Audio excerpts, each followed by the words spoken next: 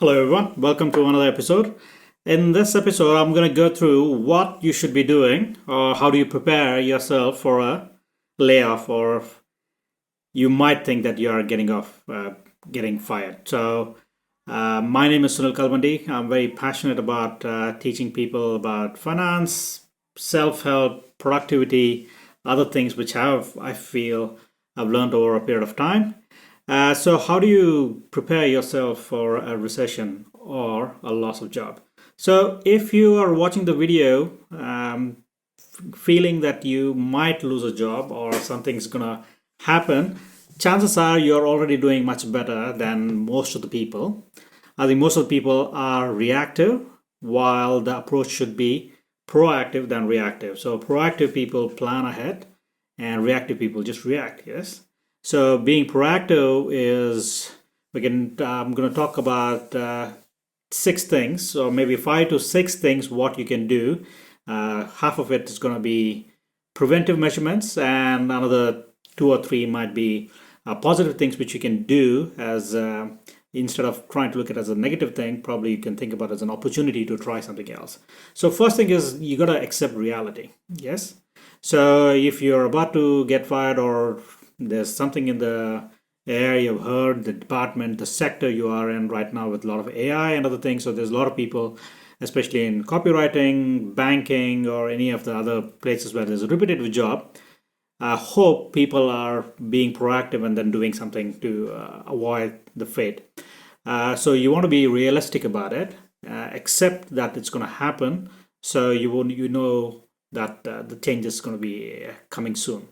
So number one you want to try to do is cut cost. Even if you know that it's going to happen in 3 or 4 months, first thing you want to do is start cutting costs. So you want to be cutting costs discriminately on few sectors, at least few categories, not sectors, categories, like dining outside, shopping, travel. I think these are the top three things which you should probably have almost zero to none, no expenses, and then go through bills and other things where you can reduce, or you want to optimize. Number two is you want to optimize your finances. Optimize finances is like, let's say you have your student loan, your credit card company, your landlord, your cell, and your subscription. You want to give them a call and then say, hey, listen, I've been a valued customer for the last 3 or 4 years, and I might be on a chopping block with my job. What can you do for me? So this is a very powerful statement, just to say that this is my scenario. I've been a valued customer.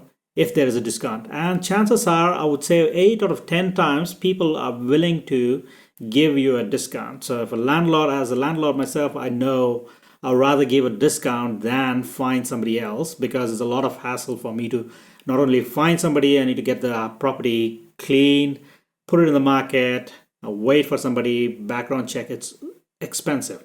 So I would rather have few quid less than find somebody. So is the subscription, so is the student loan, so is the car, credit card. They rather have some money coming in than having no money at all. So you want to cut cost, optimize expenses, and third is have some emergency fund. So if you're self-employed, you want to have about 5 to 6 months of your personal expenses, and then maybe 6 months of your business expenses, rent, miscellaneous, software costs, and other things. And if you're a 9 to 5, you want to have at least 3 to 5 months of your expenses saved in as an emergency. So you don't want to be in a place where your back is against the wall, and everything you do is just bad choices. You never ever want to be in a place where you're just fighting for pennies. You want to have some money so that there is still an option for you to try doing things. So these are, I would say, is a more of a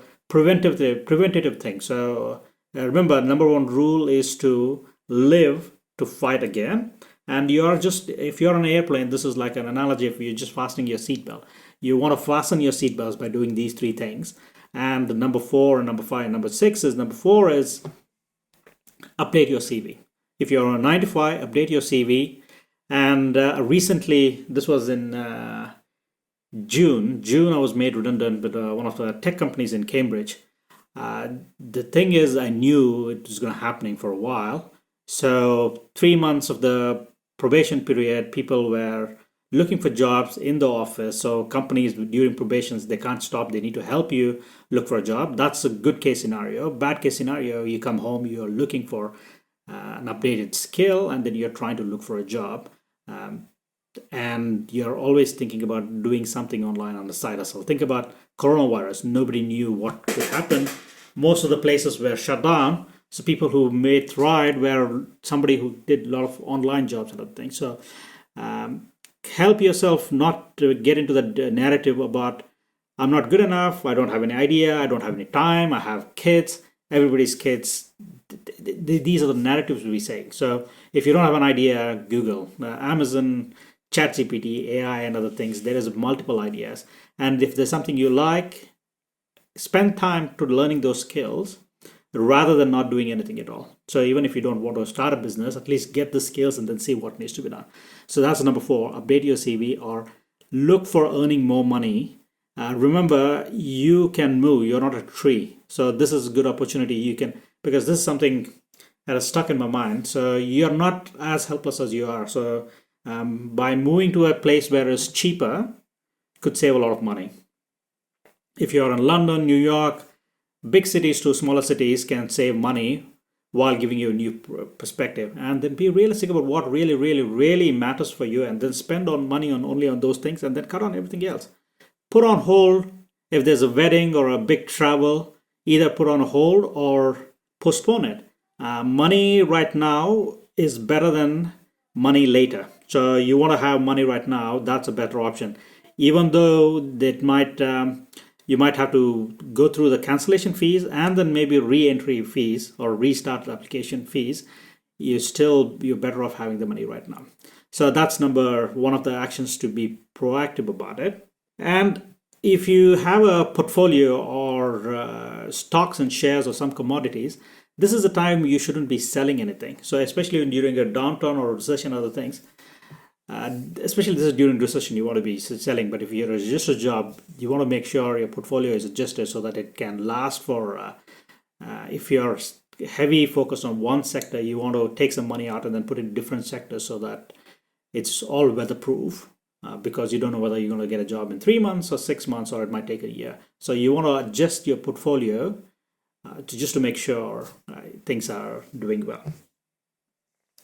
And another thing I want to do is stop telling the negative narrative we keep telling ourselves to stopping things. So this could be a refreshing change for you to try a different place, try a different job, try a different perspective. I can't tell you, every time I've thought in my personal life, all the bad things, what I've thought is the worst things, those are the impetus for best things happening. So right now I'm on a contract job. I never would have taken a contract job if I hadn't been recently made redundant. It's an opportunity. It's a 12 months contract. We'll see how it goes. But I always make sure my stress level, managing stress is very low. So I always have some backup money, and I'm always looking for jobs, updating my skills, and like YouTube videos and other things, I'm always looking at some side hustle where over a period of time, you will succeed, even though it might look like nothing's happening right now, but you're putting in the seeds. So I hope this video helps you to be proactive and then start looking for what needs to be done just in case you are about to get fired or you're already fired. So make sure, accept it, go through the grief, but be very careful about preventative 3 steps, and then look for opportunities where you can excel.